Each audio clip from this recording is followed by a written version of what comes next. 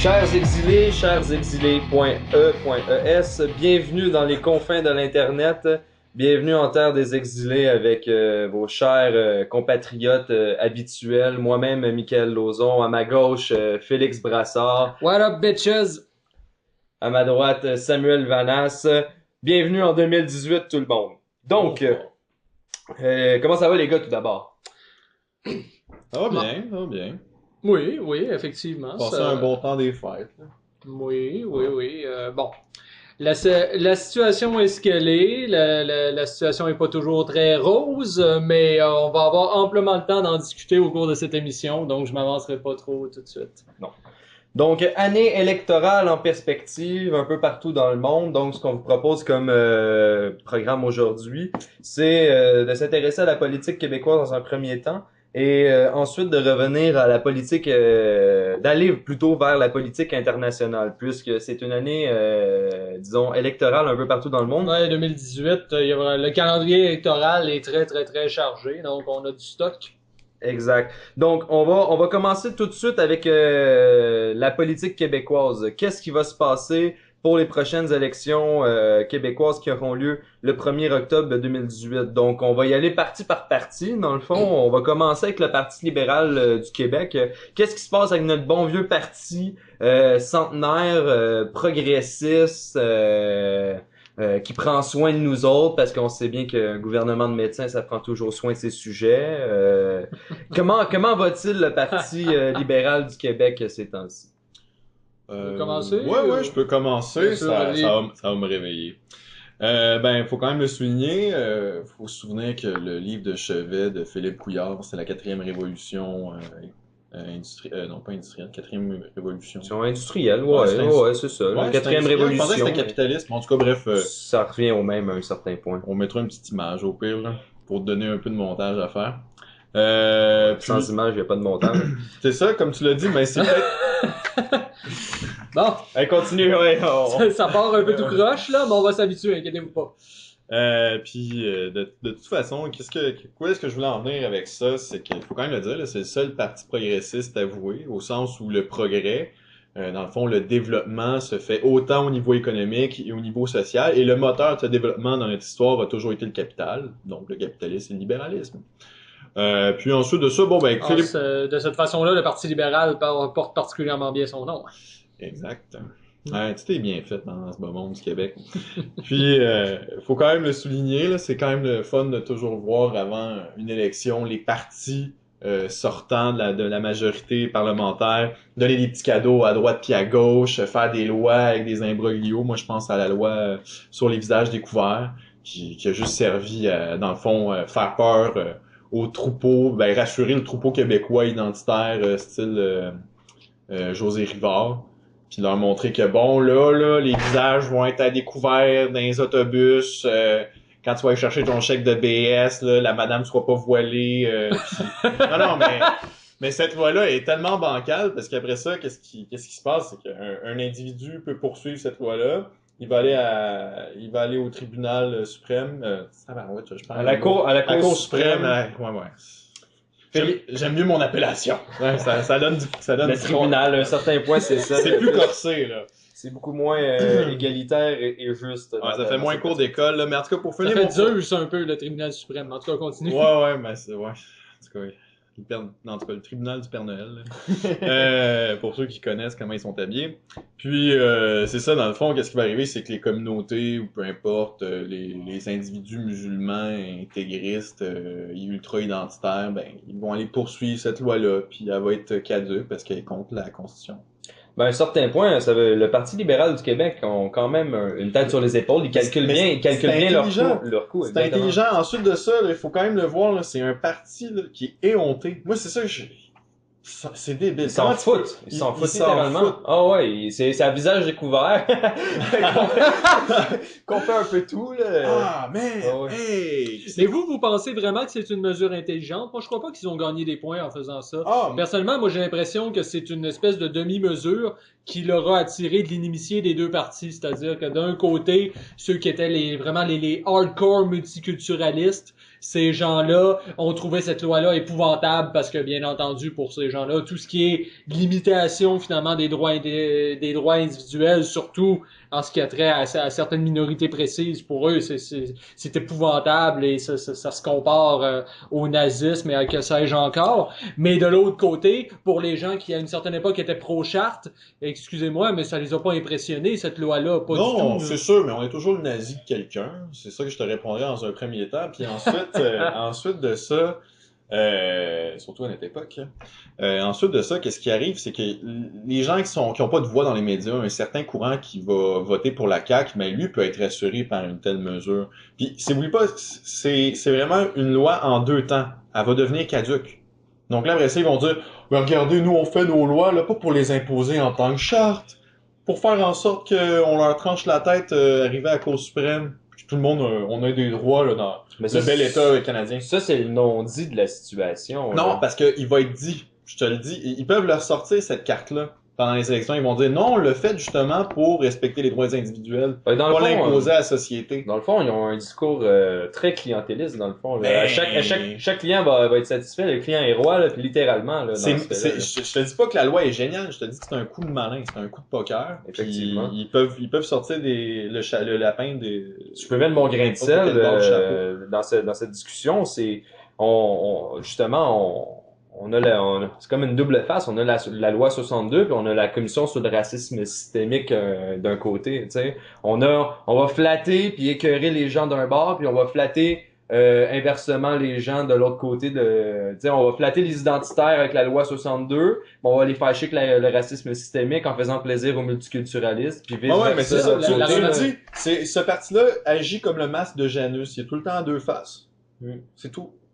La remarque est intelligente, mais en même temps, est-ce que ça va réellement porter ses fruits? Ça, on peut quand même se poser certaines questions. Moi, personnellement, je pense que les gens du Parti libéral, en ce moment, ont très peur, j'ai l'impression. Puis cette peur-là s'explique dans le fait qu'ils sont confrontés à des choses qu'ils n'ont pas forcément vues jusqu'à maintenant dans leur histoire. Puis je prends à témoin les partiels qu'on a eus dans la dernière année. Bon, dernière année et demie un peu. J'ai fait une petite liste ici parce que pour la première fois de leur histoire, en fait, les libéraux qu'on a toujours dit qu'ils avaient une prime à l'urne, comme de quoi qu'ils performaient toujours mieux lors des élections que ce que les sondages leur annonçaient, ben si aussi aux dernières partielles qu'on a eues dans les derniers mois et dernières années, c'est absolument pas vrai, c'est le contraire qui se passe. J'ai fait une liste ici. Bon, qu'est-ce qu'il y a eu comme partiel? Il y en a eu une dans Arthabasca suite au décès de Sylvie Roy, où là, tout le monde disait, mais la CAQ avait ce comté-là uniquement parce que Sylvie Roy était populaire, les libéraux, c'est comme rien, ils risquent fort de rentrer, finalement, ça n'a pas été le cas du tout. La CAQ a gardé ça haut la main. On peut parler aussi de la partielle dans Marie-Victorin, bon, qui a vu la victoire de Catherine Fournier. Bon, ça, c'était pas une surprise, mais ce qui en était une, c'est que pour la première fois de leur histoire, probablement, les libéraux ont terminé 4e dans ce comté-là. C'est quand même très bas. On peut parler de Saint-Henri-Sainte-Anne aussi, où les libéraux ont parvenu à se faire élire, mais là, peine et de misère, puis uniquement parce que le PQ et Québec solidaire se sont divisés le vote d'opposition pratiquement à part égale. Et pourtant, Saint-Henri-Sainte-Anne, là, on parle d'un comté qui est libéral depuis toujours, là. C'est quand même pas rien. Sinon, j'ai Gouin ici devant moi. Dans Gouin, je crois que les libéraux qui alignaient leur président de leur L jeunesse, en tout cas, j'ai oublié son nom. Jonathan, quelque chose. Ouais, Jonathan, carte identitaire. Ouais, c'est c'est ça. pas Alexandre? J'entends signe, là, ou en tout Ouais, cas, voilà. Mais, bref, le gars a même pas fait 10%. Je veux dire, je veux bien croire que Gouin, c'est pas un comté qui est prenable pour les libéraux, mais quand même, le parti au pouvoir, qui est le premier d'un sondage, en tout cas, du moins à l'époque, on devrait s'attendre à ce qu'il fasse un score quand même pas trop pire, pas qu'il ait juste les grenailles. Puis ce qui a été la cerise sur le Sunday, puis ce qui a créé la panique dans les rangs libéraux, ça a été Louis Hébert, où la CAQ les a écrasés complètement. C'était Louis Hébert, c'est l'ancien comté de notre camarade Monsieur Hamad, donc qui a dû... Monsieur Floride. Oui, c'est ça, qui a dû se retirer après des vacances qui ont mal tourné.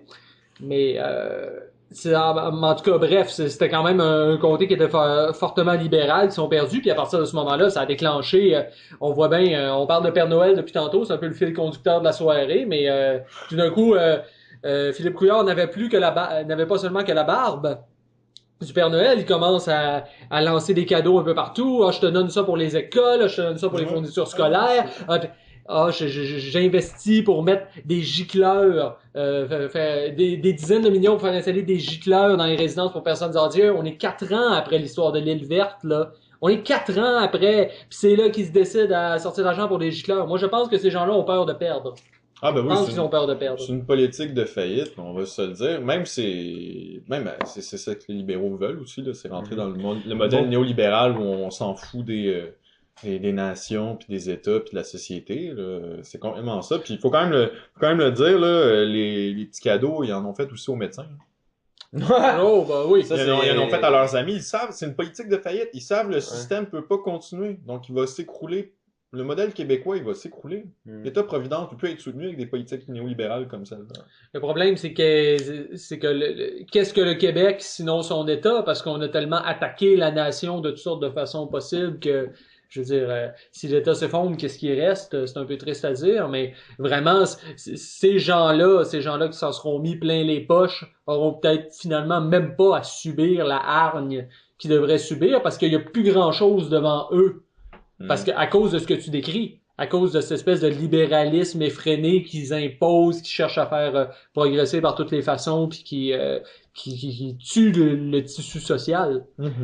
Parlant de hargne, d'opposition, venons-en au PQ.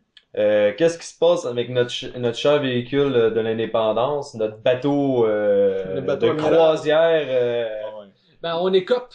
Parce que le bateau va se ramasser dans le fond, là. C'est le Yak People de la politique québécoise. Ouais, c'est le Concordia qui va s'échouer, là. Ben non, mais t'as raison, Mitch. T'as eu le dernier trappeur, t'as eu le dernier des Mohicans, pis là t'as le dernier péquiste. Je pense que c'est vers ça que ça s'annonce. Parce que le dernier péquiste, c'est Jean-François Lisée. Quelle est la question? Ah, ça c'est si PKP revient pas. Parlant de PKP, il y a des rumeurs cette semaine qui courent les rues. PKP a dit, sa fille a dit, papa, tu devrais peut-être retourner en politique. Ça serait, à noter que la fille a 9 ans. Ça serait cool. Ben c'est ça. Tu sais, quand ton enfant te dit genre t'aurais dû m'abandonner puis être chef du PQ en ce moment là, dans le fond là, puis. Ça veut dire que tu fais vraiment mal la bouffe là, c'est ça que ça veut dire. Ben moi, je pense qu'il va être atteint du syndrome de. Ah merde, j'oublie tout le temps mes noms. En tout cas, bref, j'y repasserai plus tard. Désolé. Ah, ciel, quel le fondateur moment gênant. Ah oui, c'est syndrome de ouais, c'est ça, exact. Ces enfants qui disent papa, t'es un esti de loser, moi je m'en calisse de la politique. Maintenant, c'est vrai, c'est ça, hein. C'est vraiment ça.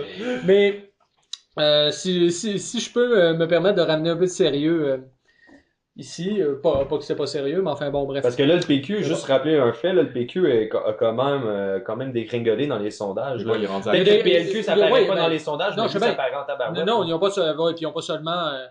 pas seulement dégringolé dans les sondages. Je veux dire, il y a quand même beaucoup de têtes d'affiche du parti qui ont annoncé leur démission. Alexandre Cloutier, Agnès Maltais, Nicole Léger. Bon, pas qu'on est déçus de les voir sacrer le camp, c'est pas ça mon point, mais reste que c'était des gens qui dans les médias quand même portaient l'image du parti puis qui, on est forcé de le reconnaître, étaient quand même des gens appréciés dans la population. Enfin bon. Ah ouais, des épouvantails. Non, mais là où j'aimerais en venir, j'aimerais parler justement, bon, toi tu posais la question du retour possible de PKP. Juste avant, on parlait du retour possible de Jean-Martin Haussan, puis en tout cas, il y a toutes sortes de choses qui se discutent là-dedans. Mais excusez-moi de le dire, mais on nous prend pour des caves. Et ça m'énerve. Je veux dire, on a parlé tout à l'heure, bon, du Parti libéral. Bon, le Parti libéral qu'on a dit, c'est le libéralisme. Bon, on est là en tant que collectivité, c'est normal qu'ils essayent de nous la mettre à quelque part. Là, je veux dire, ils n'aiment pas la collectivité, ils n'aiment que les individus. C'est un parti individualiste, tout ça. Mais que le Parti québécois nous fasse des coups de pute comme ça, de non, mais ok, il nous a sacré là, au bout de 2 ans pour fonder un parti que finalement il a quitté ensuite 2 ans pour aller à Londres. Oui, je parle d'Haussan. Il veut revenir. Ah ben, on va peut-être y penser. Ça peut être intéressant. Simonac, portez vos testicules. Calice, là. Je veux dire, c'est quoi ça? Puis, pour ce qui est de PKP, PKP, monsieur John Doe, ouais, c'est ça, le retour de John Doe, ouais.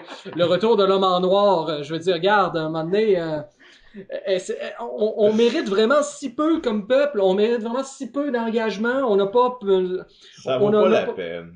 On n'a pas droit à... m'a recruté C'est comme- Denis Lévesque c'est à comme, SCM avec PKP. Tu nous crisses là, puis après ça, tu nous donnes un texte à 3 heures du matin pour dire, ah, finalement, j'aurais peut-être pas dû, là. Je veux dire, Ah ouais. excusez, mais tout ça, c'est écœurant un peu. Peut-être qu'il va payer des détectives privés pour suivre Jean-François Lisée. C'est le service qu'il pourrait nous faire. Un mariage qui bat de l'aile. S'assurer de ses convictions, de sa foi sous le parvis de l'église. Mais Bon. en dehors de ces deux agaces de la politique... Non, mais moi, je veux juste dire une dernière phrase sur le PQ par rapport Vas-y, Sam. aux gens qui ont quitté. Ben, mais c'est bien, là, tu sais, les rats quittent le navet. Moi, je pense que c'est là d'où vient l'inspiration qu'ils ont eue pour leur nouvelle pub avec Uppercut. Un PQ au gym. Ben, tu la mets... Au régime. Puis on n'est pas gros. Puis, ce qui est intéressant avec le point que tu amènes, avec la pub qu'ils ont eue, puis l'espèce de Très belle, d'ailleurs. de purge... Ça m'a rappelé les jeux de Berlin de 36. Mais bon. Ça part. boutade. Est-ce que le PQ, d'après vous, côté stratégie, est-ce que le PQ est en train d'embarquer dans une tendance un peu parallèle aux médias, là, entrer dans une espèce d'univers un peu farfelu du troll, puis... Pas assez, malheureusement. Non, On se prend Non, on ben, se pas c'est-à-dire- là-dessus, d'après vous. Ben, au si on, PQ?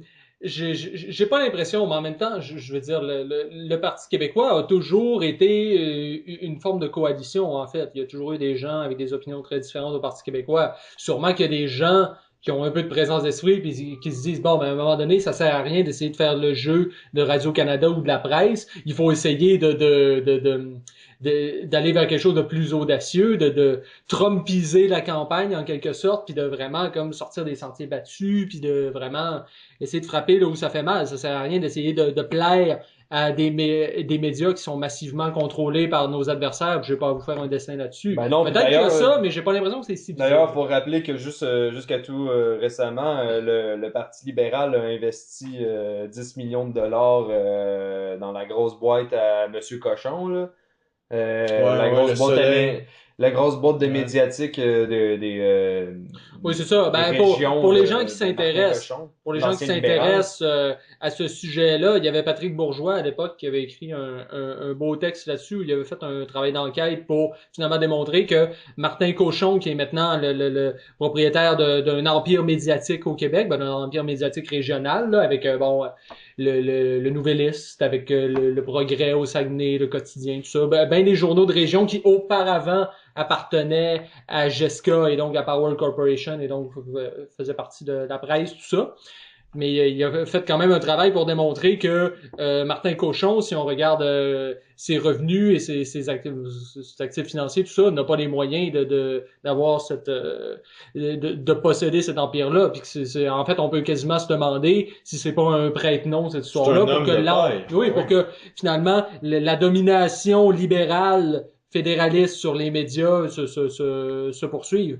De manière même pas subtile par ailleurs, parce que comme tu l'as dit, Martin Cochon, c'est un ancien libéral au fédéral. Et deuxième élément intéressant, est-ce que le PQ va jouer, ça va nous permettre de passer à l'autre partie après, là. Est-ce que le PQ va jouer la carte de l'immigration? Hein? De la carte on est en train de se faire submerger, ou la carte identitaire en tout cas. Connaissant Jean-François Lisée, la plus radicale des choses qui pourrait avancer, c'est de geler. Ouais. On va geler le salaire des médecins, on va geler les frais de scolarité. Je pense qu'il avait dit on va remettre ça entre les mains du commissaire, pas à l'éthique, là, mais du vérificateur confier ça à un vérificateur général, oui, pour fixer les seuils d'immigration. Ben oui, c'est ça. On va mettre ça aux experts plutôt que s'assumer. Exactement, c'est ça. Je pense que là, c'est une question que le peuple tient vraiment à cœur, cette question de l'immigration, puis on aimerait ça avoir une décision franche, puis pas celle de conseil d'experts. Mais ça, c'est pas seulement le PQ qui a un problème, c'est le monde en général qui refuse d'envisager l'immigration comme une question politique. Ce n'est pas permis de se questionner sur l'immigration au Québec en tant que de poser des questions comme si c'était un sujet politique. Il faut uniquement envisager ça sous l'angle des droits humains, de dire mais là les gens ont bien le droit d'aller où est-ce qu'ils veulent, sinon on est des pas fins. Ça c'est une pensée de coloniser parce qu'on est un peuple en péril. Oui. Non, la Oui, grande vague migratoire, le grand remplacement. Bon, Tout à fait, on tout à fait. 1840, Puis le Allez, plus je vais ironique, dehors. puis le plus ironique dans ta question, Mick, c'est que c'est eux qui ont le plus intérêt à le faire. Parce que qui va disparaître, quelle partie va disparaître en premier si le peuple canadien-français devient minoritaire? C'est le PQ qui va disparaître en premier. Là, c'est pas les trois autres. Les trois autres vont trouver le moyen de surnager. Là. Ceux qui comprennent pas, Alors, c'est que les immigrants votent PLQ, puis ça finit là. Ça- Ou ils vont peut-être voter pour la CAQ s'ils leur donnent de Ah l'argent, bon, on tout pourrait ça. embarquer là-dessus. Mais on va embarquer sur la CAQ, justement. Oh, quelle belle transition! Bougie Odette, François Legault, fondateur d'Air Transat, le Jet Set, mais bien ancré, bien enraciné en On même se donne temps. Playmobil. Ah non, c'est pas ça, on se donne le go. Hein. Ah, excuse. Projet de la Laurentie Silicon Valley, la CAQ, est-ce que c'est permis d'espérer avec ce parti-là, les gars? Est-ce qu'on a un avenir? Ouais, c'est la suite logique du provincialisme de province. Provincialiste de province. Le souverainiste de province. C'est exactement ça. Autant le PQ est pas capable d'avoir une vision transcendante puis de porter un projet québécois, autant l'honnêteté péquiste se transforme en caquisme.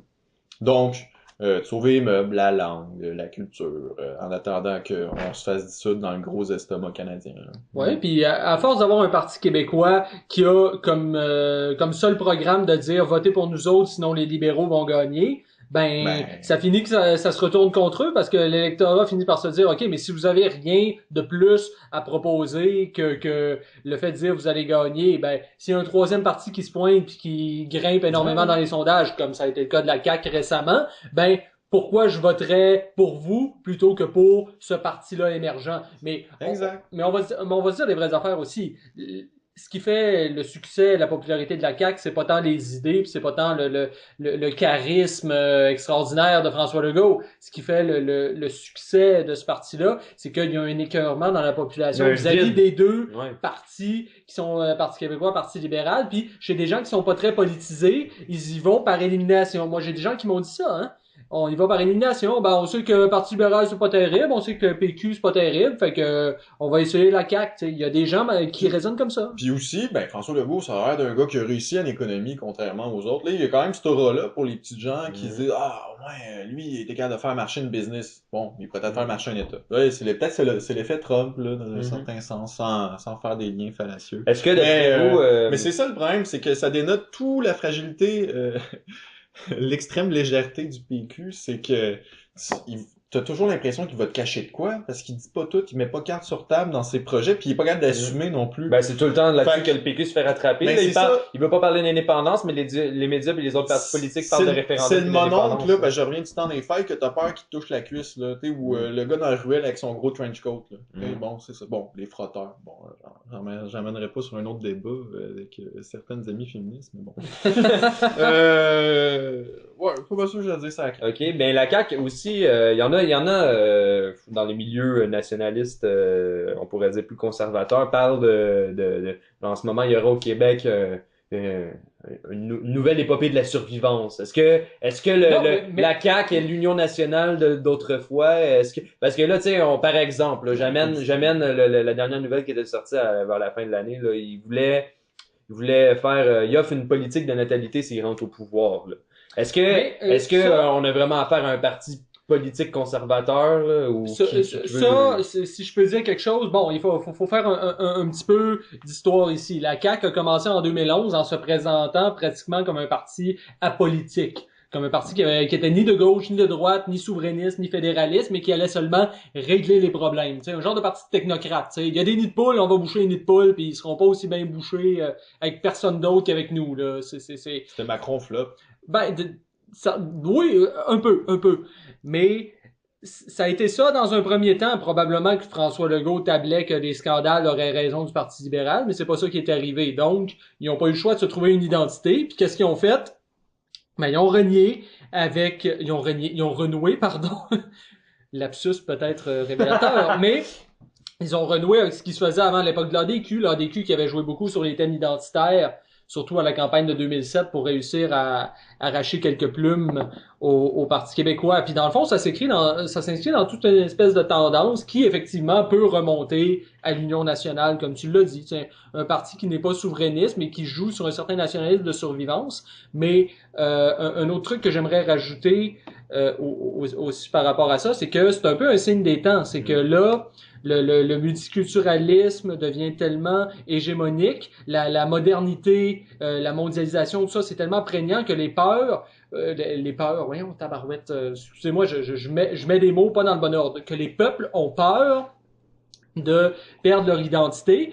Puis ça fait en sorte que on a tendance, au fur et à mesure qu'on perd foi dans le projet indépendantiste, à se replier vers un nationalisme de survivance. Tu sais, on le voit un peu partout. Je veux dire, Horizon Québec actuel, ça a émergé il y a pas longtemps, puis ça parle énormément d'identité. Tout d'un coup, on recommence à parler de Lionel Groulx. Il y a la première biographie de Lionel Groulx qui vient de paraître en librairie, une espèce de grosse brique qui a l'air très intéressante à lire. Mais on redécouvre ces trucs-là. Toi, dans le fond, tu dirais que c'est comme un peu l'éternel retour de ce qu'on a décidé d'arrêter de voir à partir de 1960. C'est une position de repli. On a la chienne, on se dit ça sert à rien d'attaquer parce qu'on va se péter les dents ces remparts adverses, fait que essayons de consolider notre forteresse. Est-ce que c'est un... il y a deux éléments là-dedans. C'est que tu peux avoir une politique, en tout cas une situation de repli qui soit la version, la part maudite de cette position de repli-là, c'est justement des réactions acerbes, puis de perte de foi dans l'État, donc de se retrancher dans une identité qui est très, très, très communautariste. Puis délétère pour la nation. L'autre aspect positif, c'est de faire bon lieu de bon yen, c'est 40 jours dans le désert, puis de méditer, puis de justement sortir dehors, là, parce que le PQ, c'est une grosse maison à fou, là. Tu sais, puis ça rapetisse les hommes, comme dirait Nietzsche, là, les boîtes, le fait d'être domestiqué dans ce parti-là, domestiquer l'idée d'indépendance, domestiquer les militants, mettez ça à terre, puis on va pouvoir retrouver des forces. C'est pas vrai que c'est l'Église catholique là de la foi. C'est un problème de foi le PQ. Ça, on n'a pas compris que c'est un moyen. C'est de la politique, c'est du sable. Là. C'est pas le goupillon, puis c'est pas le sceptre, c'est pas notre foi, c'est pas notre. C'est pas la finalité dans la vie là d'aller à ta réunion de péquistes puis prendre l'Eucharistie, de la question préalable. Là. Donc, tu sais, pour justement conclure cette tournée des partis-là, mais en même temps, là, on était arrivé au cœur de la question nationale québécoise, de l'indépendantisme, puis parler justement d'enfermement. Si on passe à Québec solidaire, qui a justement fait... Encore une belle transition.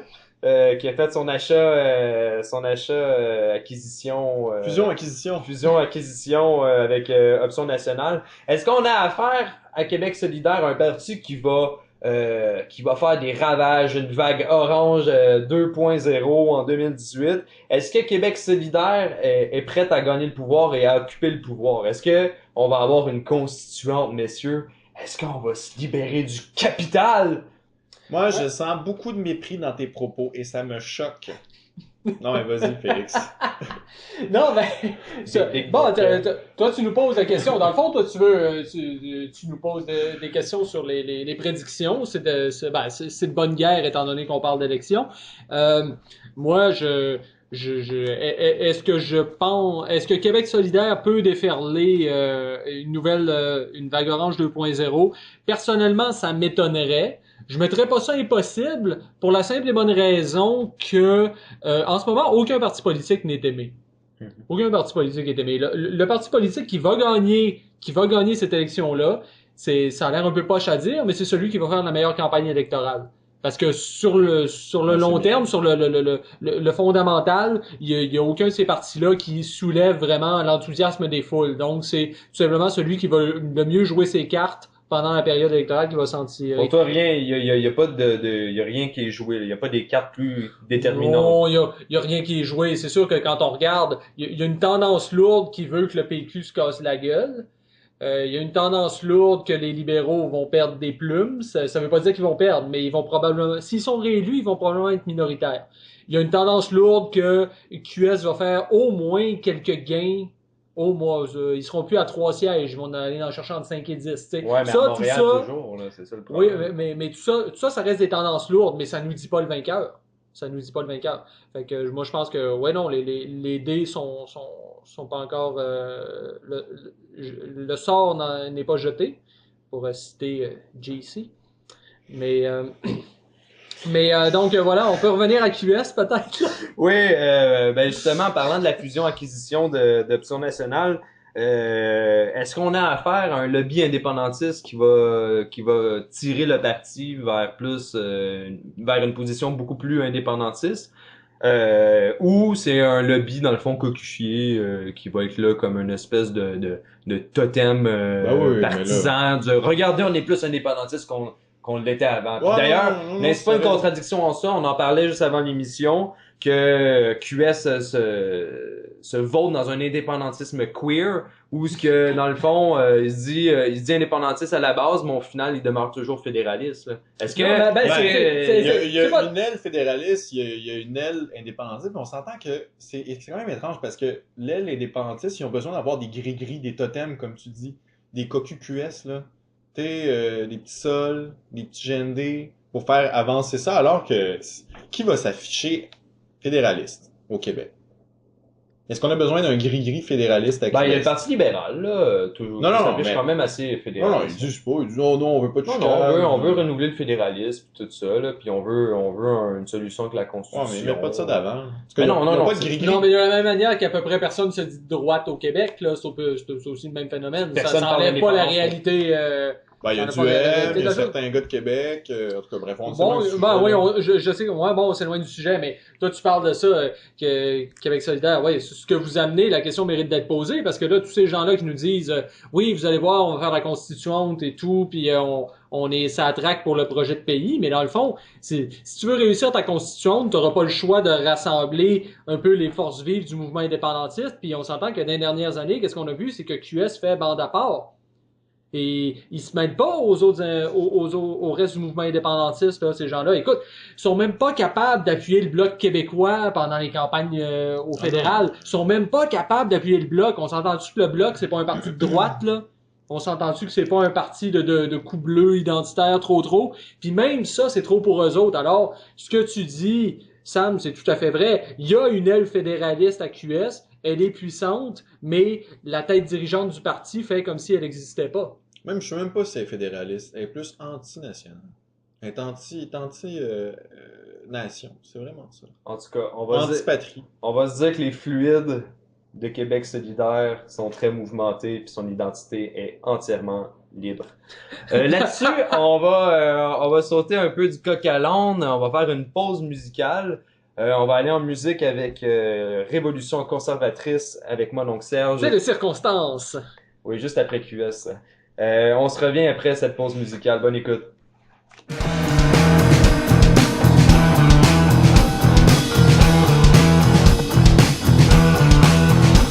Dans ce monde où le rap et le franglais ont contaminé les esprits, on le croyait disparu à jamais, l'amour sacré de la patrie. Mais voilà qu'à la faveur de l'ombre, il est en train de renaître. Et entendez-vous de sous leur tombe les cris de joie de nos ancêtres.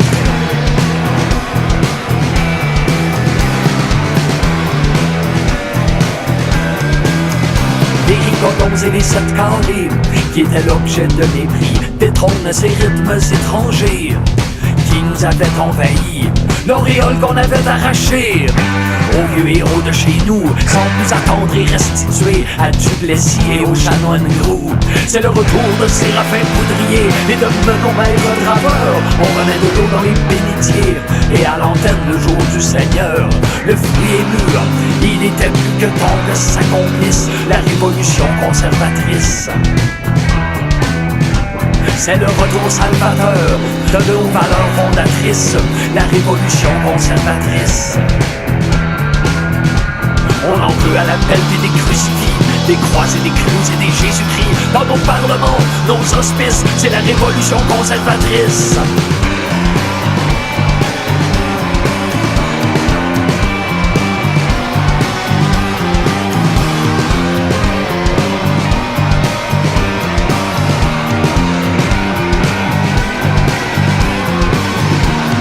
Le ragoût de pâte et la tourtière reviennent en force au menu, où le halal et le cachère avaient sournoisement pris le dessus. Voici le violon de Tiblan Richard et les histoires du père Gédéon. On ne confinera plus au placard nos ceintures fléchées et nos accordéons. Qu'il est beau de voir nos enfants qui hier encore se droguaient, tourner le dos aux stupéfiants pour réciter pieusement le chapelet. C'est la chute irréversible de la modernité corruptrice, la révolution conservatrice.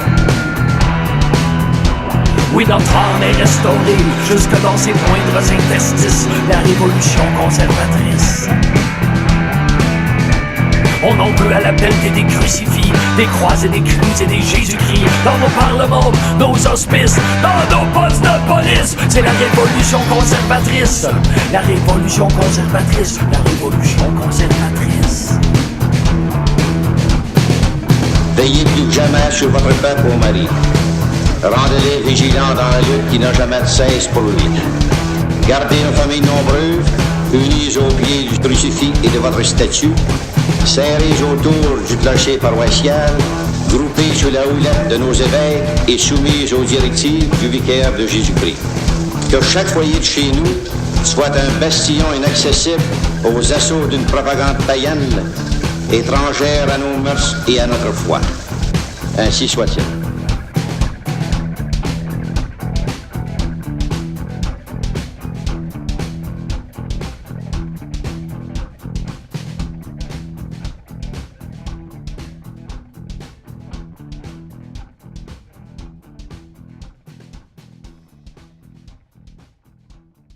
De retour en cuisine avec les exilés après cette pause musicale avec mon oncle Serge.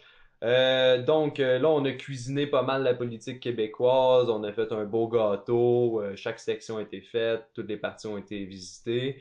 On n'a pas approfondi Gâteau plus que quatre ça. couleurs. L'ancien logo de la CAQ. On n'a pas approfondi ça plus qu'il faut, mais on a fait un tour d'horizon. Dans d'autres prochaines émissions, on va pouvoir aborder des thèmes importants concernant les sujets qu'on a abordés. Là, on passe au domaine, comme j'avais promis en début d'émission, au domaine de politique internationale, parce que oui, il va y avoir des élections un peu partout dans le monde cette année, et c'est pas seulement aux États-Unis, parce que oui, il y a encore des élections dans la démocratie des démocraties, de Freedom States. Il y a Les des leaders du monde libre, ils sont toujours en élection. Toujours. Exactement. Mais pour ne pas commencer par eux, nous allons commencer justement par ce tour d'horizon. On va y aller avec en premier l'Italie. C'est Félix qui nous a préparé cette liste de pays des élections qui s'en viennent en 2018. Ouais, ben c'est-à-dire, on a dû être sélectif parce que honnêtement, il y en a beaucoup plus que ça. C'est vraiment une année électorale. Mais oui, on a préparé un petit florilège, puis on va y aller par ordre chronologique, hein. C'est ça, l'Italie, c'est les premiers, c'est le 4 mars, l'Italie. Élection générale. Les tours d'horizon. Déjà ensoleillé. Ah ouais. Sam Vanas, fidèle à ses habitudes. Mais Quel ouais, bon. dandy, hein? Donc, c'est ça, Italie, pays soi-disant au bord de la crise, au bord du collapse, on sait pas trop quoi, là. Paraît-il que l'économie est très fragile là-bas, puis on sait pas trop qu'est-ce qui va arriver. Puis, en plus de tout ça, bon, c'est sûr, ça reste les contre-coups de la crise de 2008, puis aussi, bien entendu, la crise migratoire qui frappe l'Europe depuis les dernières années. L'Italie étant située sur le pourtour de la Méditerranée, est forcément beaucoup plus va être plus touchée que certains autres pays. Mais il y a beaucoup plus que ça aussi. C'est un pays qui est en crise parce que l'actuel gouvernement qui était le gouvernement de Matteo Renzi qui a dû démissionner, céder sa place à un remplaçant. Bon, c'est la coalition de centre-gauche qui est au pouvoir. Ils ont essayé de faire un référendum pour transformer vraiment en profondeur la structure politique du pays, évoluer vers un régime qui serait peut-être un peu plus présidentiel. Je voudrais pas dire autoritaire, mais quelque chose qui serait peut-être plus solide comparé à ce qu'ils ont en ce moment où là c'est les élections proportionnelles, puis bon, ça donne des coalitions pas toujours stables. En tout cas, il y avait toutes sortes de choses qu'ils voulaient faire, mais finalement, bon, le référendum sur la nouvelle constitution n'a pas passé, puis là, c'est vraiment, ils sont dans une espèce de suspense quant à savoir qu'est-ce qui va arriver de l'avenir politique, parce que là, en ce moment, les sondages, ça montrait que tu avais justement la coalition de centre-gauche qui était à égalité plus ou moins avec le mouvement 5 étoiles, qui est un parti populiste qui a émergé dans les dernières années, qui est vraiment démocratie directe, anti-élite, qui est vraiment... Écologiste, qui avait, ouais, oui, ouais. qui avait ce discours-là très, très opposé aux élites politiques dominantes, puis qui a eu des succès électoraux quand même. Ils ont pris des mairies de villes importantes, dont la capitale Rome. Fait que c'est quand même un parti qui a grossi beaucoup. Mais là, apparemment, bon, apparemment, ils sont en train de stagner. Puis là, certains tablent sur un possible retour de l'increvable Silvio Berlusconi qui, tel un méchant de film d'horreur, ressuscite au moment où on le croit mort et ressuscite, même fait alliance avec la Ligue du Nord, qui est le parti qu'on pourrait qualifier d'extrême droite, parti anti-immigration, tout ça, puis les deux présentent une plateforme commune et tout. Donc, c'est assez imprévisible. C'est un beau roman, tout ça.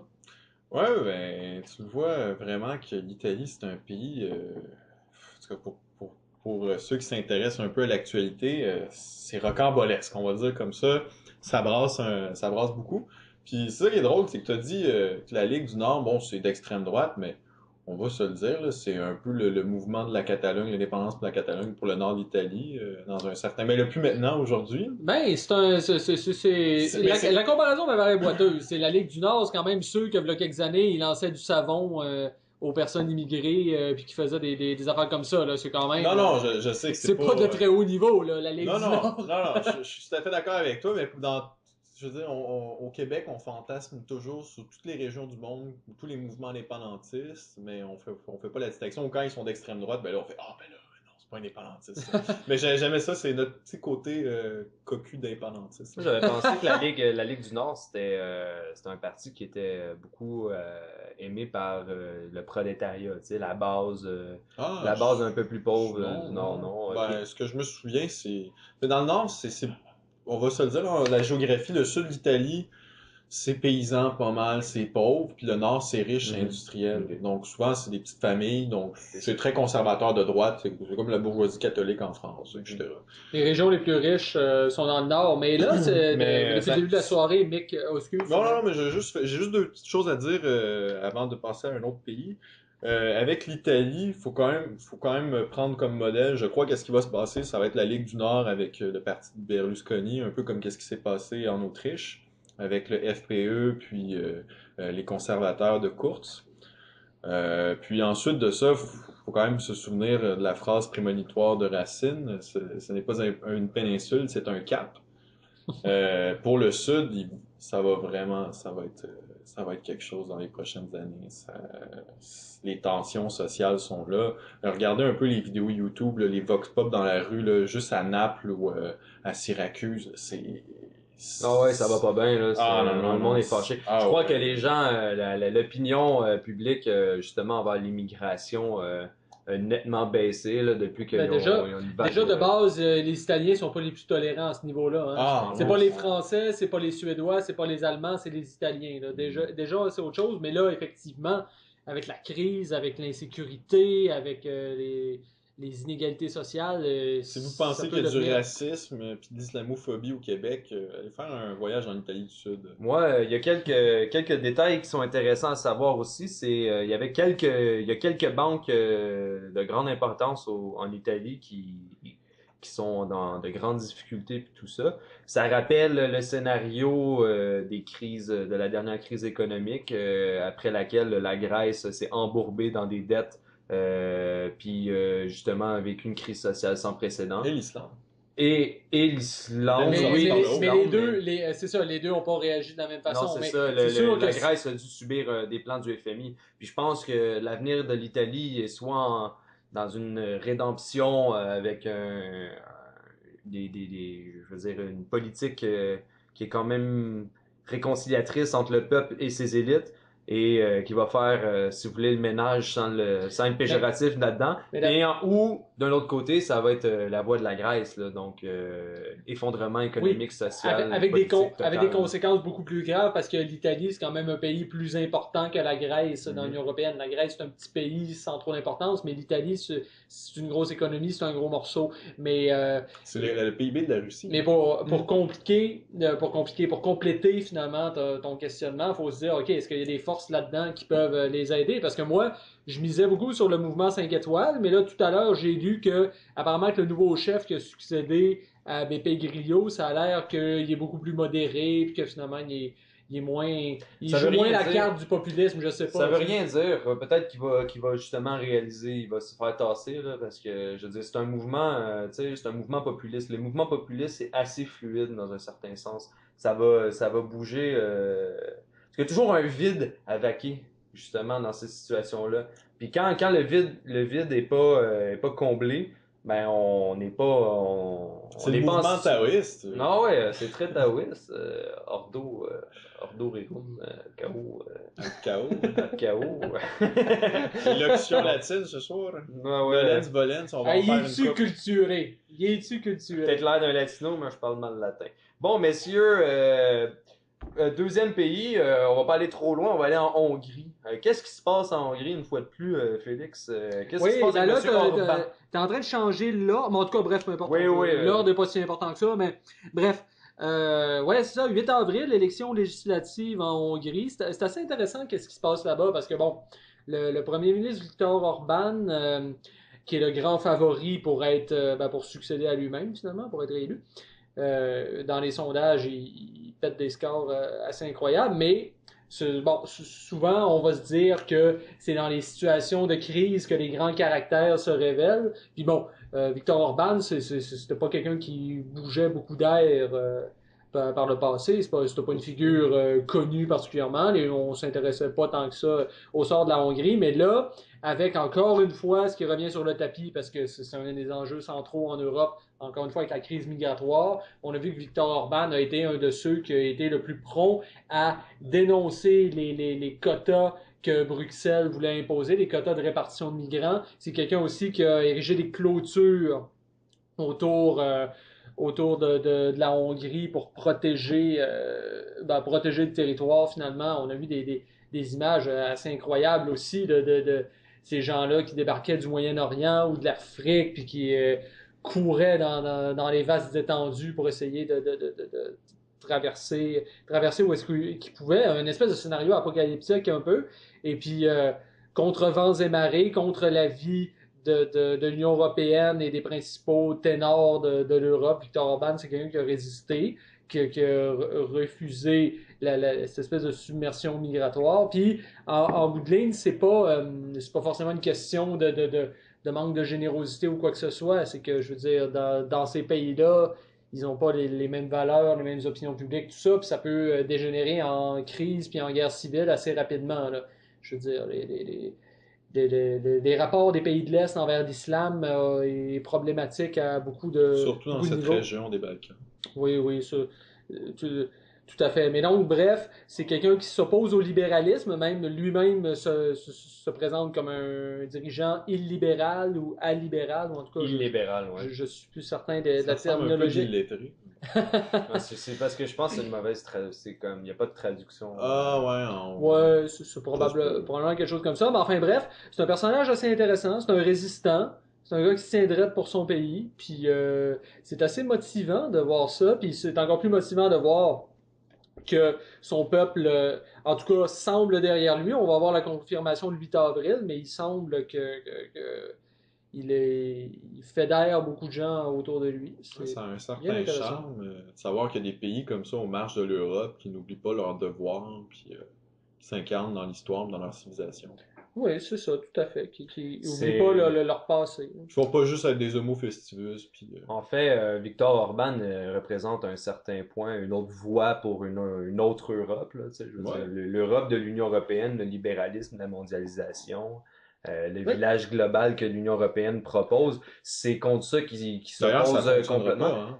Ça, Oui, D'ailleurs, c'est il en va train de falloir- va falloir s'effondrer que ça- totalement. Oui, il va falloir refonder l'Union européenne. Puis d'ailleurs, ces gens-là, faut quand même le préciser, à la différence d'autres mouvements comme le Front National ou comme le mouvement 5 étoiles jusqu'à un certain point, ils sont pas anti-Union européenne, hein. Ils sont pas contre ça. C'est juste qu'ils sont anti-mondialisation, anti-libéralisme, mais ils sont pas anti-Union européenne. Ils savent quand même où sont leurs intérêts. T'sais, ils veulent quand même rester des alliés de l'Europe de l'Ouest parce que historiquement, bon, ils ont des contentieux avec la Russie qui font en sorte qu'ils veulent plus rester du côté ouest, mais ils sont pas prêts à tout brader pour l'Europe. C'est quand même une précision importante à dire. Puis, quand je dis eux, c'est la Hongrie, mais c'est aussi la Pologne, mais c'est aussi un peu l'Autriche, comme tu parlais tantôt. C'est un peu tout ce groupe-là. Ah non, mais ils veulent refonder cet empire-là. Ouais, c'est parce L'empire de qu'en- l'Union européenne. C'est parce ça qu'en dépend. ce moment, on va se le dire aussi, l'Europe, c'est quand même une colonie américaine, là. Je veux dire, c'est pas... Ça dépend où, ça dépend dans quel pays, là, mais je veux dire, c'est quand même un pays qui subit de plein fouet, comme le Québec a subi de plein fouet l'américanisation, puis l'imposition des intérêts économiques et militaires des Américains. Ah, quand les Américains... et les se pa- services, et les services secrets. Et les Faut quand même services se souvenir, secrets. là, la CIA qui fait ses expériences de lobotomie sous le peuple québécois. Là. Oh ouais, c'est on ça. est un laboratoire politique. Regarde, l'armée américaine, l'année dernière, en 2017, se pavanait en Pologne et tout ça, avec l'assentiment de la Pologne, pour aller faire des fuck you à la Russie, à la frontière, là, tu sais. Il y a quelque chose... Il y a quelque chose de malsain à l'intérieur de ça. Est-ce que c'est c'est un territoire Ouais. vraiment souverain, l'Europe? Et justement, Oui, mais parce- versus l'Amérique dans ce sens-là. Là. mais pour les questions militaires, ça reste quand même au pays. Mhm. Ben, la Pologne, en tout cas, Mais ils c'est sont un membres cas de l'OTAN. particulier. Ils Oui, sont membres oui. de l'OTAN. La plupart. Mais bref, bon, c'est assez pour la Hongrie. On a déjà passé à un autre sujet. On va revenir justement dans l'ordre chronologique qu'on était supposé suivre, parce que là, de toute façon, on s'est déplacé vers l'est, vers la Russie. Justement, toi, t'es dans un ordre géographique, là. Je suis dans un ordre géographique, on voyage. Fermez les yeux et suivez-moi fuseaux dans ce horaires. voyage. Donc, Ouais, avec guide au Club Med. je m'ouvre une autre bière parce que là, on rentre dans le pays de la vodka. C'est Vladimir Poutine qui est assuré à quasiment 100% de pouvoir revenir à son poste de président de la Russie. Pourquoi? Parce que il n'y a quasiment aucune opposition à son égard. Puis je pense que le consensus au sein de la population sur l'opinion qu'on a de lui est assez flagrant. Là. Je veux dire, il a fait la job là, tu sais. Moi, j'aurais Ouais. bien des choses à dire sur Poutine, mais vas-y donc en premier. Ouais, ben, j'ai pas grand chose à dire, mais on peut quand même émettre des critiques. Là. On est souvent favorable à Poutine parce que bon, ça reste quand même un grand caractère, mais ça reste aussi quelqu'un qui est pas, qui essaie de recoller les pots cassés de la Russie. Faut quand même se le dire, puis qui essaie de jouer au mieux ses cartes, mais ça reste pas quelqu'un de révolutionnaire, de radical, qui incarne l'intégrité ou la probité politique par excellence. Ça reste quand même un national. Ce qu'il propose comme doctrine de par son parti, c'est ce dont on devrait dénommer par le terme de nationalisme corporatisme. National libéral? Non, c'est pas ok. libéralisme, c'est vraiment du corporatisme, c'est de l'État géré avec des mettre en Les scène les oligopoles, les industries, les Mais métropoles. la Russie, il faut quand même parler de ce que c'est. Je veux dire, c'est un pays immense, c'est un pays qui est ingérable en réalité. Là. Je veux dire, il y a trop. C'est oui. trop grand, il y a trop de peuples, il y a trop de langues, il y a trop de religions. Je veux dire, c'est pas un pays, en fait, c'est un empire, la Russie. C'est une dimension énorme. Puis, je veux dire, les gens qui critiquent le manque de démocratie en Russie, excusez-moi, mais vous comprenez, je pense qu'ils comprennent pas ils prennent pas la peine de regarder vraiment qu'est-ce que c'est ce pays-là. Moi, bon, j'espère quand même beaucoup la réélection de Vladimir Poutine. Je pense que c'est un des plus grands hommes politiques du 21e siècle. J'ai eu énormément d'admiration, surtout, le départ de mon admiration pour Vladimir Poutine, ça a vraiment été la question syrienne. Comment il a géré ça? J'ai trouvé ça absolument extraordinaire. Au moment où on pensait que le pays allait subir un peu le même sort que l'Irak ou que la Libye, qui est le meilleur exemple qu'on peut donner, que finalement, le régime qui était là en place, qui était un régime non aligné, laïque, socialiste, bon, qui était vraiment anti-impérialiste et tout, que ce régime-là allait être balayé sous le djihad, mais le djihad Made in USA, puis Made in Israel, puis Made in Arabie Saoudite, là, je veux dire la triade infernale ou je sais pas quoi. Enfin bref, j'ai trouvé ça, j'ai trouvé extraordinaire de la façon dont Vladimir Poutine est intervenu, parce que ça n'a pas été une intervention militaire non calculée, ça a été fait dans le but d'aider le régime sur place de Bachar al-Assad, qui est le régime légitime. Ça a été aussi au niveau diplomatique, en bloquant des résolutions du Conseil de sécurité de l'ONU qui auraient amené à la destruction du pays. Il a joué sur plusieurs fronts. Ça a été vraiment du travail de maître. Et puis, si en ce moment, on a l'État islamique qui est en train de crever, on peut dire merci à Poutine. Donc, j'espère sa réélection. C'est un homme, je pense, qui est important pour la politique mondiale. D'ailleurs, un des points à mentionner sur sur la Syrie, c'est qu'il s'est retiré officiellement. Là. Peut-être que oui, il y a encore une base militaire russe en Syrie, il y a encore des militaires russes, mais il s'est retiré officiellement. L'opération est finie. Donc, ça réconcilie un peu les Russes avec leur passé d'intervention en Afghanistan. Ils sont restés quoi 4 ans et plus, là, je me souviens plus. Ils sont encore en Afghanistan. Oui, non, ça en est risible. C'est ça, exactement. La comparaison est pas flatteuse, là, pour les Américains. Puis, dernier point de détail qui est intéressant sur les élections russes, c'est que dans l'opposition, la concurrence à Poutine vient d'une journaliste issue des médias, dont la filiation politique pourrait remonter jusqu'aux États-Unis, tellement c'est flagrant puis que c'est... Ouais, on a oublié, je sais pas si quelqu'un se rappelle de son nom, mais j'ai lu qu'elle avait un passeport américain, la dame. Donc, c'est ça. Comique. Là, on revient... Peut-être que ça va être la trompette de la Russie. Hein? Non, mais là, ça marchera comme plus, là, parce que tu vas avoir un président américain qui va avoir été placé par les Russes, puis un président russe qui va avoir été placé par les Américains. Ça marchera plus. Là. Ça va être trop mélangeant. Là. Ouais. Où est la main invisible de Nan Smith, on dira. Donc, prochain pays, prochaine élection. Qu'est-ce qui se passe en Suède, pays des cocus et de la vague migratoire sans conséquent? Vas-y, Sam, vas-y. C'est aussi le pays des refuges pour hommes battus. Je dirais c'est une innovation suédoise. Non, mais sans faire trop de blagues machistes, ça fait du bien une fois de temps en temps.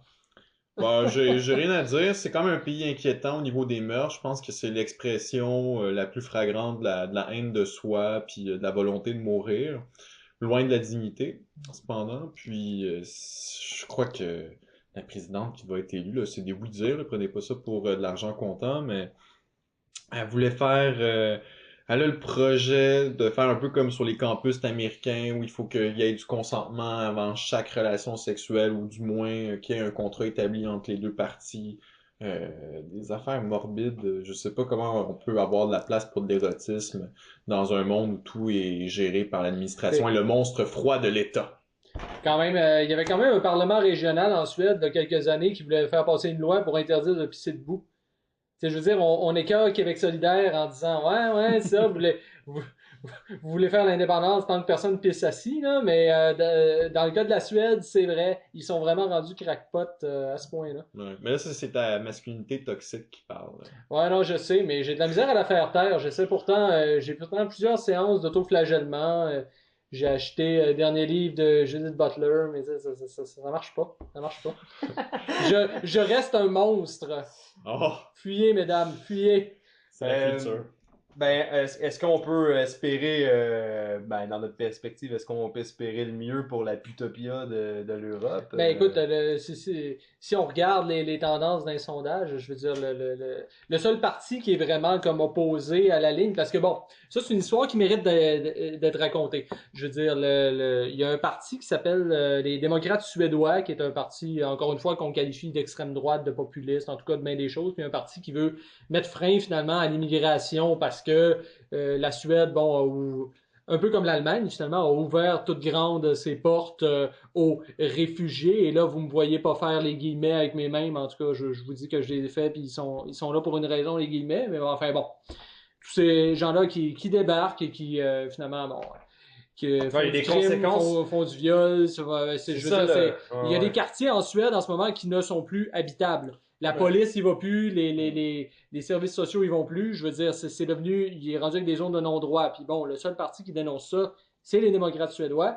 Et il y a quelques années, il y a eu une sorte d'espèce d'entente occulte entre les différents autres partis à l'effet que on allait essayer de faire des genres de coalitions pour empêcher les démocrates suédois d'accéder au pouvoir finalement. Il y a eu une espèce de twist qui a été mis avec ça. Au pire, on essaiera peut-être de retrouver les références puis on les mettra dans le bas du vidéo, quelque chose comme ça. C'est quand même quelque chose d'assez dégueulasse et d'assez antidémocratique, là. Mais pour répondre à ta question, est-ce qu'on peut espérer un changement? Si on regarde les sondages, ben il semblerait que non. Il semblerait que ces gens-là semblerait que les Ils sont pas descendants encore assez dans le dèche. non, ça, les descendants de Vikings se semblent prêts à être éradiqués. En tout cas, je sais pas trop quoi. À perdre leur poil de la bête, là.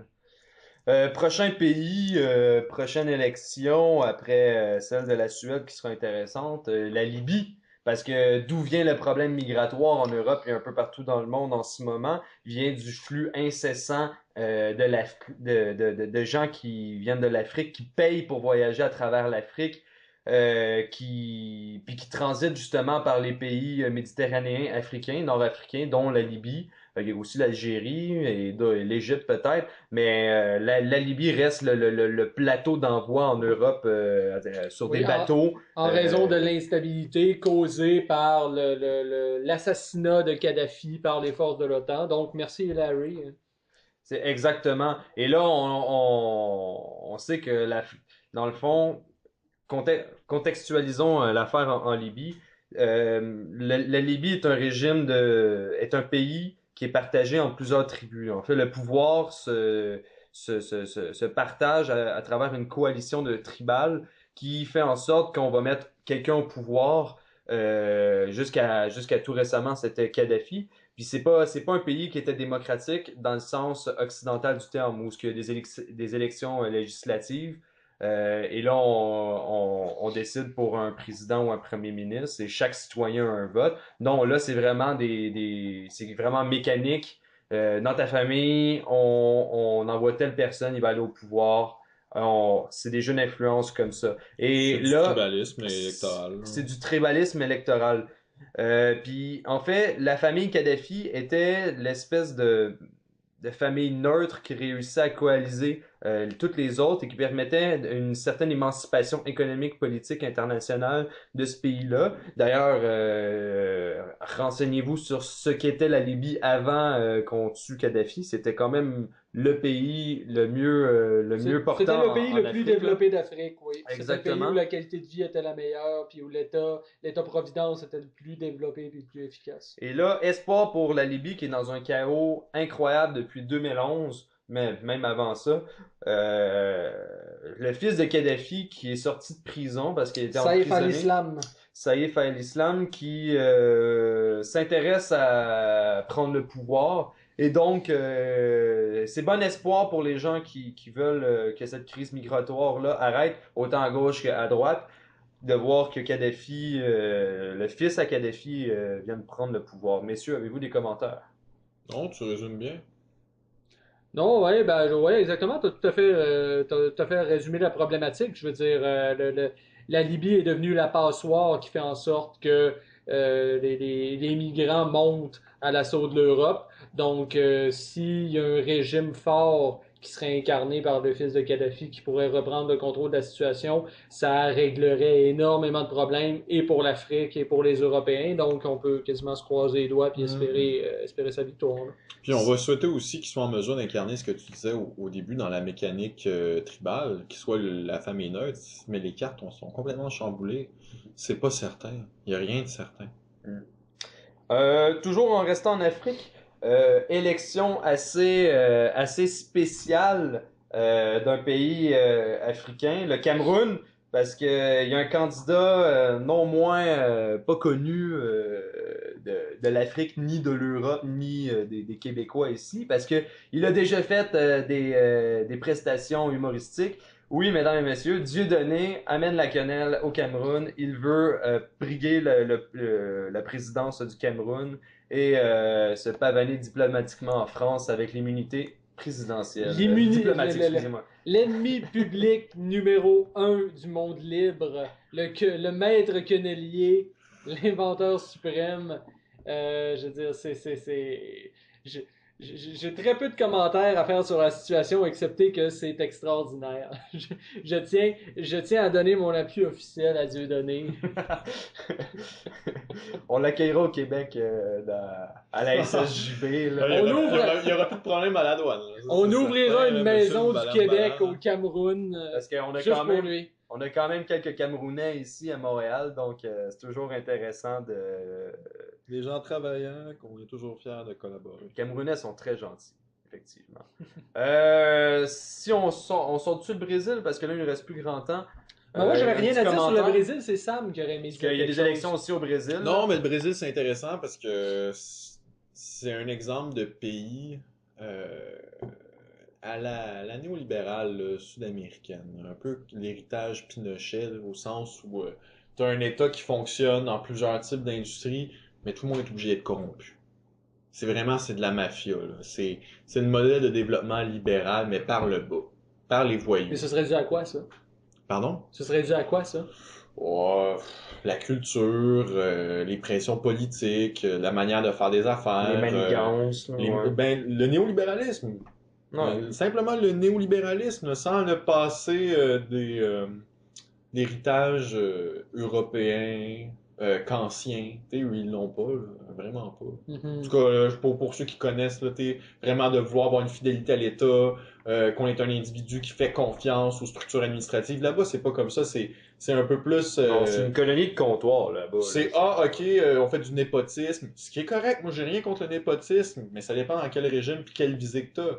Là, le problème, c'est que ça vire en néolibéralisme, puis c'est des groupes qui se mangent entre eux, c'est de la mafia. Pensez à la mafia de Montréal.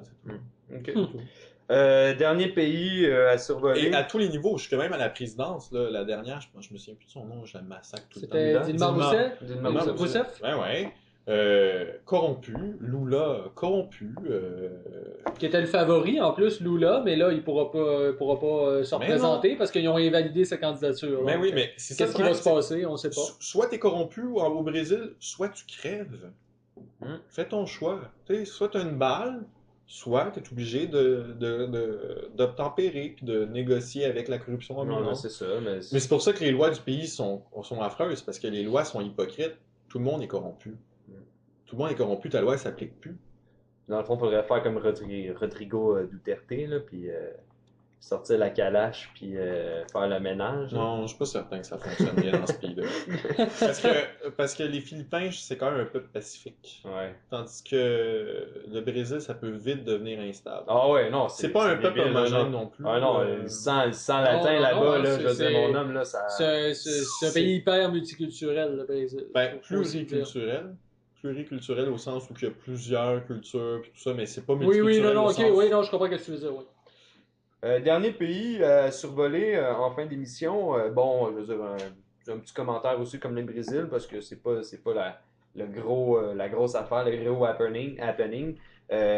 Émission. Élection de mi-mandat aux États-Unis.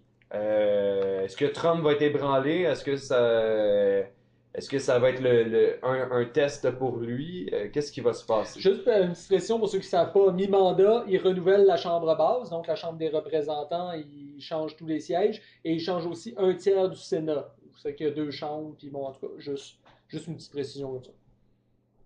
Est-ce que Trump va perdre des points ou parce que là on a quand même un Trump qui a de la misère à asseoir son pouvoir, à avoir des mesures politiques fortes et que les deux partis politiques contre lui là dans le fond là, je veux dire, et les républicains et les démocrates Si tu réponds lui mettre des bâtons dans les roues là. Pour te poser la question, c'est un peu y répondre. C'est sûr que tout le monde va faire une campagne pour dénigrer Trump. Peut-être moins du côté républicain, mais néanmoins, ça m'étonnerait pas qu'il y ait des petites piques pis que vraiment. Mais sans plus, je pense que c'est plus un combat entre les deux partis. Ouais. Plutôt que Trump. Ouais, ça Ouais, on va ben- revenir à la vieille guerre partisane, là. Non, oui, non, mais oui, ben, c'est possible, mais en même temps, bon, c'est sûr, ça peut mettre les républicains dans l'eau chaude un peu parce que, en réalité, Trump n'est pas un vrai républicain. Trump Ben est un indépendant qui est parvenu, grâce à son intelligence politique, même si tout le monde dit que c'est un crétin, mais non, moi je pense qu'il est très intelligent politiquement. Ça veut pas dire qu'on approuve toutes ses idées. Ça veut dire qu'on reconnaît le talent de stratège de l'homme. Puis peut-être c'est pas réfléchi, peut-être c'est instinctif aussi. Là. Oui, oui, mais l'intelligence, ça peut être. C'est Exact. pas forcément Non, réfléchi. c'est ça. L'intelligence, c'est de comprendre les choses. Ça veut pas forcément dire. Exact. Mais enfin, bref. Pas de les savoir. Oui, oui, tout à fait. Mais donc c'est ça, c'est un indépendant déguisé en républicain un peu. Donc on se rend compte que finalement, tu sais, peu importe le résultat, que ce soit que les démocrates réussissent à gagner du terrain ou que les républicains conservent leurs acquis, en bout de ligne, est-ce que ça va vraiment changer quelque chose? Trump est déjà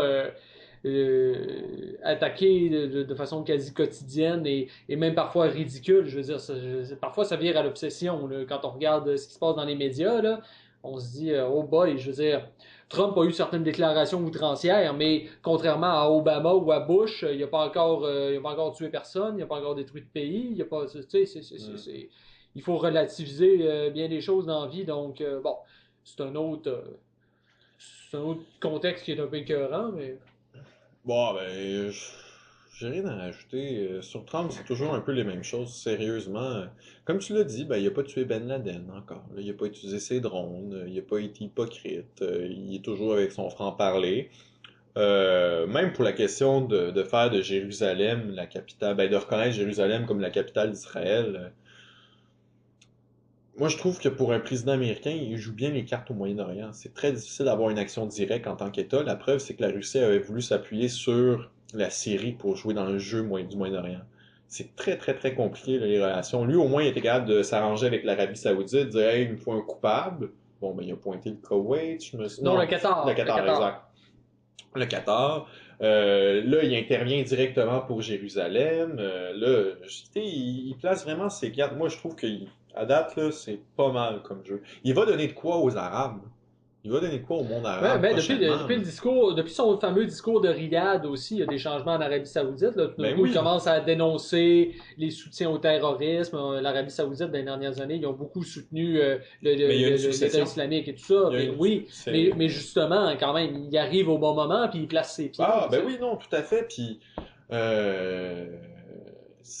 moi, tu sais, je veux dire, c'est pas Bush, là. Bush, c'était bien pire. Au moins, là, il y a vraiment quelque chose qui se passe, puis il est capable d'y aller, d'avoir un impact, une influence.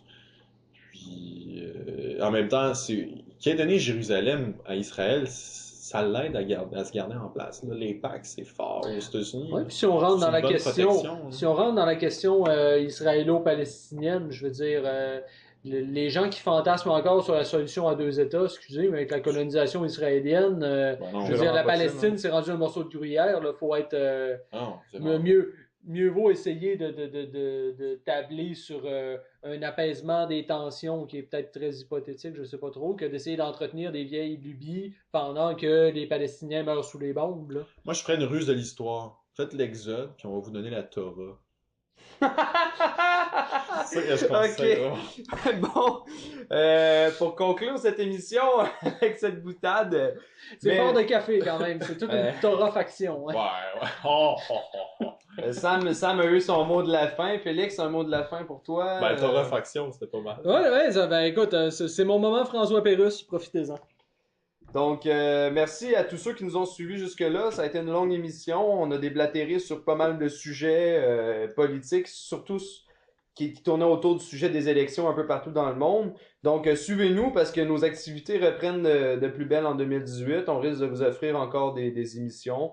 Il y a certains membres des exilés qui vont apparaître ailleurs.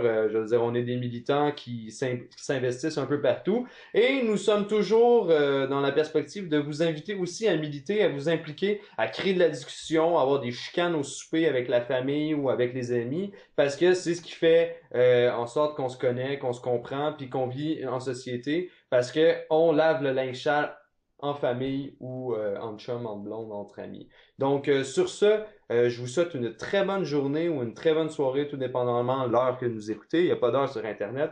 Et je vous souhaite je vous dis à la prochaine fois. Et vive la liberté! Vive l'indépendance! Au village sans prétention, j'ai mauvaise réputation. Que je me démène ou que je reste quoi, je passe pour un je ne sais quoi.